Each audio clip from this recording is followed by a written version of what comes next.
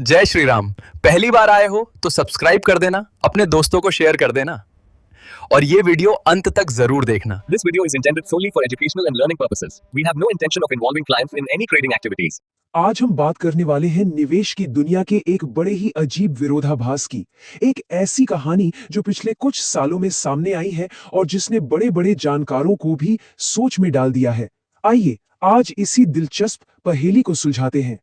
जरा सोचकर देखिए, ये कैसे मुमकिन है कि एक देश जिसकी अर्थव्यवस्था मुश्किलों से जूझ रही है, वहां का शेयर बाजार निवेशकों को जबरदस्त मुनाफा दे रहा है, और वहीं दूसरी तरफ एक ऐसा देश है जहां की अर्थव्यवस्था तेजी से बढ़ रही है, लेकिन वहां के ज्यादातर निवेशक अपना पैसा गंवा रहे हैं।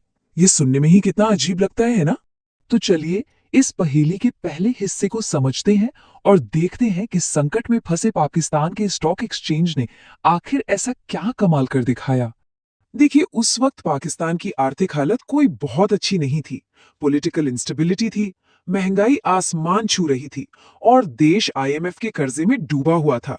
मतलब हर तरफ से बुरी खबरें थी। लेकिन इन सब के बावजूद वहां के शेयर बाजार ने निवेशकों को मालामाल कर दिया। तो सवाल उठता है कि ऐसा हुआ कैसे? इसके पीछे तीन मुख्य वजह थी।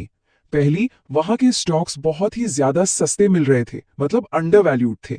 दूसरी बात, जो लोकल इन्वेस्टर्स थे उन्होंने इसमें एक लॉन्ग टर्म मौका देखा।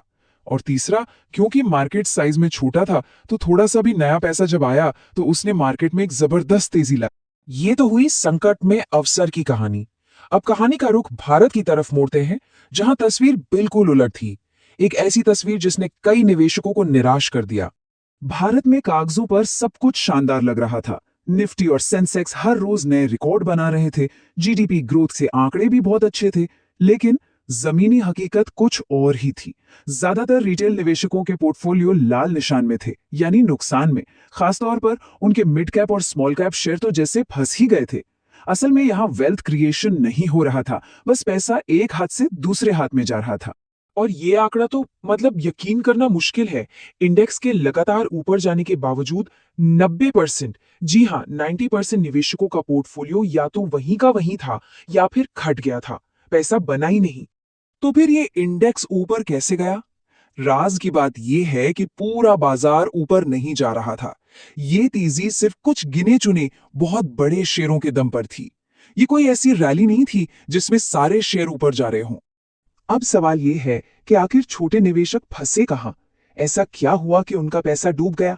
चलिए इस जाल को समझते हैं। हुआ यह कि बाजार में एक हवा बना दी गई।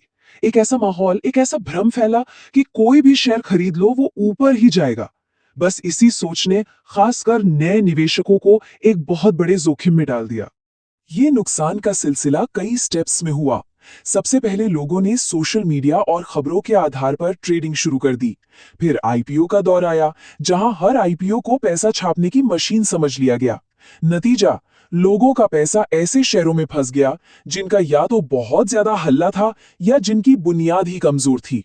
और आखिर में जब बाजार ने एक तरफा भागना बंद कर दिया तो इन निवेशकों का सब्र भी जवाब दे गया।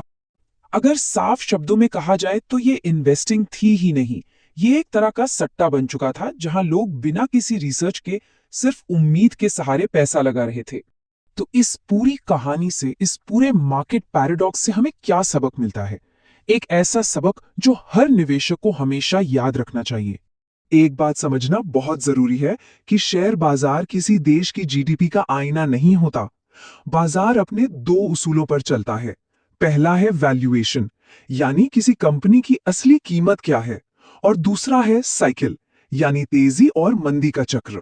तो इन दोनों बाजारों की कहानी से कुछ बड़ी बातें निकल कर आती हैं। पहली, सिर्फ बढ़ते हुए इंडेक्स को देखकर खुश नहीं होना है।